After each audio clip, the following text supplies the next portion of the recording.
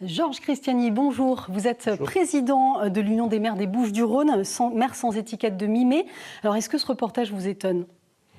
Ça ne m'étonne pas du tout, hein. C'est pas un ressenti, ça, c'est du réel.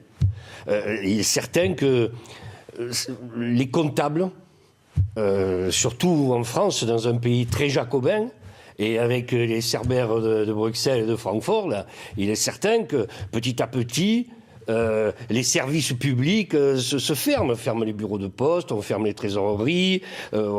Les médecins également. Les médecins qui se raréfient, donc à un moment donné, les distributeurs de billets se font de plus en plus rares. Et c'est vrai que les banquiers qui pourtant sont riches ne nous aident pas beaucoup. Et il faut que les maires prennent la situation en main, et c'est ce que nous faisons d'ailleurs. Oui, justement, voilà, qu'est-ce qu'on peut faire ? Est-ce qu'il faut lancer des appels comme ça sur les réseaux, parfois même pour faire venir plus de services publics ? Ça c'est certain, mais je pense quand même que je vous parlais de la France jacobine, je pense que c'est ancré dans l'ADN des gouvernements français. Par contre, les maires, toujours en première ligne, sont dans une situation où ils demandent, cette fois, à des commerçants. Par exemple, chez moi, à mi-mai, c'est Intermarché qui a créé un distributeur au centre-village de Peigné. Le maire lui-même a mis en place ce distributeur avec un contrat avec une entreprise financière. Ça demande un engagement, hein, c'est ça ? Exactement. Donc, nous sommes toujours en première ligne. Et malheureusement, c'est pas simple. C'est pas simple. Et puis ces disparitions de services publics, privés, ça provoque aussi un sentiment d'abandon chez les habitants. Qu'est-ce qu'on peut faire justement pour eux ? Moi, je vous dirais que pour certains, mais si vous m'invitez, c'est pour pas faire de la politique. En tout cas, je suis sans étiquette. Mais le bilan de certains, plutôt un testament.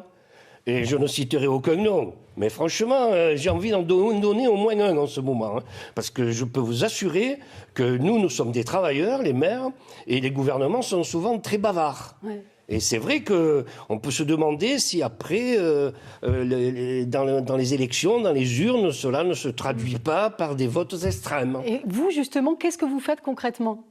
Nous avons mis en place, je vous dis avec un commerçant, c'est sur mi-mai, nous avons mis en place ce distributeur.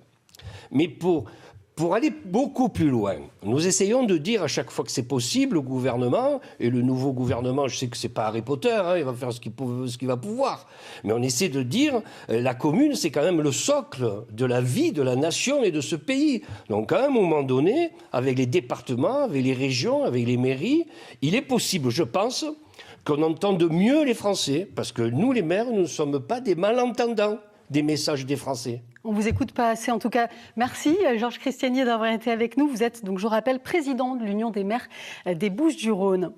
Une entreprise